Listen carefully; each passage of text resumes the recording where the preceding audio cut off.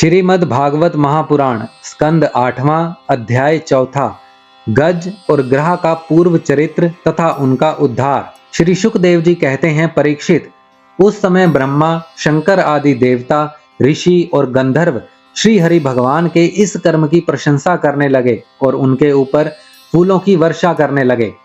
स्वर्ग में दुदुम्बियां बजने लगी, गंधर्व नाचने लगे, ऋषि, चारण और सिद्धगण भगवान पुरुषोत्तम की स्तुति करने लगे।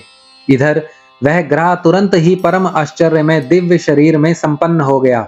यह ग्रह इसके पहले एक श्रेष्ठ गंधर्व था। देवल के शाप से उसे यह गति प्राप्त हुई थी। अब भगवान की कृपा से वह मुक्त हो गया। उसने सर्वेश्वर भगवान के चरणों में सर रखकर प्रणाम किया। इसके बाद वह भगवान के सुयश का गान करने लगा। वास्तव में अविनाशी भगवान ही सर्वश्रेष्ठ कीर्ति से संपन्न है। उन्हीं के गुण और मनोहर लीलाएं गान करने योग्य हैं। भगवान के कृपापूर्ण स्पर्श से उसके सारे पाप ताप नष्ट हो गए। उसने भगवान की परिक्रमा करके उनके चरणों में प्रणाम किया और सबके देखते देखते अपने लोक की यात्रा की। गजेंद्र भी भगवान का स्पर्श प्राप्त होते ही अज्ञान के बंधन से मुक्त हो गया। उसे भगवान का ही रूप प्राप्त हो गया। वह पीतांबरधारी एवं चतुर्भुज बन गया। गजेंद्र पूर्व जन्म में द्रविड़ देश का पांड्य वंशी राजा था। उसका नाम था इंद्रधुम्न। वह भगवान का एक सर्वश्रेष्ठ उपासक एवं अत्यंत यशस्वी था। एक बार राजा इंद्रधुम्न राजपाट छोड़कर मल्य पर्वत पर रहने लगे थे। उन्होंने जटाएं बढ़ा ली, तपस्वी का वेश धारण कर लिया। एक दिन स्नान के बाद पूजा के समय मन को एकाग्र करके एवं मौन व्रती होकर वे सर्वशक्तिमान भगवान की आराधना कर रहे थे। उसी समय दैव योग से परम यशस्वी अगस्त्य मुनि अपनी शिष्य मंडली के साथ वहां आ पहुंचे। उन्होंने देखा कि यह प्रजापालक और गृहस्थोचित अतिथि सेवा आदि धर्म का परित्याग करके तपस्वियों की तरह एकांत में चुपचाप बैठकर उपासना कर रहा है। इसीलिए वे राजा इंद्रदुम्न पर क्रुद्ध हो गए। उन्होंने राजा को यह शाप दिया। इस राजा ने गुरुजनों से शिक्षा नहीं ग्रहण की, अभिमानवश परोपकार से निवृत्त होकर मनमानी कर रहा है। ब्राह्मणों का अपमान करने वाला यह हाथी के समान जड़ बुद्धि है। इसीलिए इसे वही घोर अज्ञानमयी हाथी की योनि प्राप्त हो।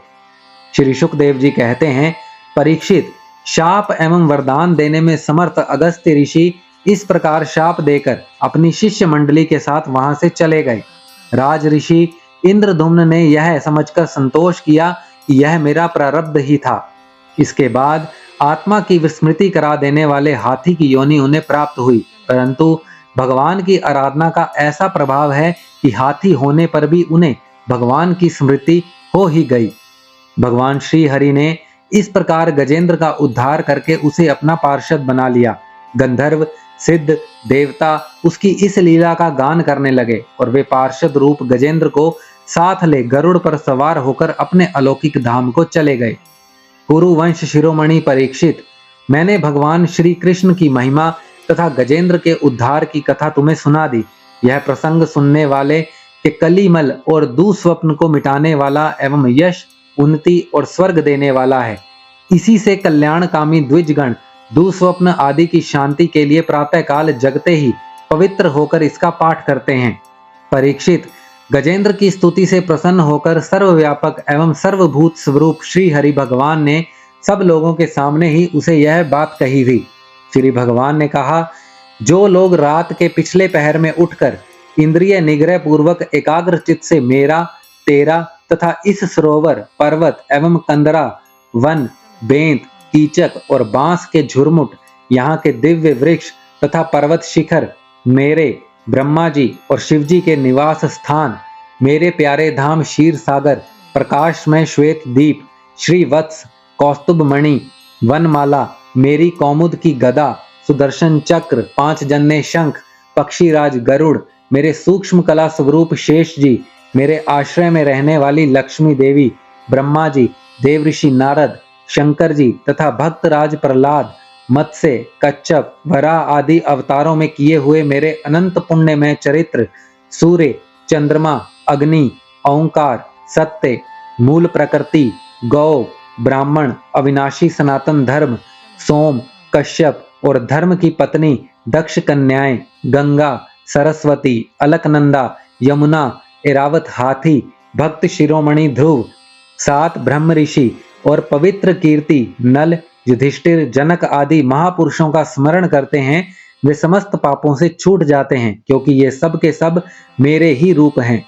प्यारे गजेंद्र, जो लोग ब्रह्म मुहूर्त में जगकर तुम्हारी की हुई स्तुति से मेरा सत्वन करेंगे, मृत्यु के समय उन्हें मैं निर्मल बुद्धि का दान करूंगा।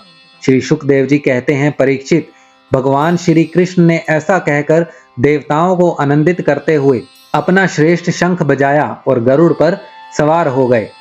श्रीमद् भागवत महापुराण स्कंद 8वां अध्याय 4 समाप्त।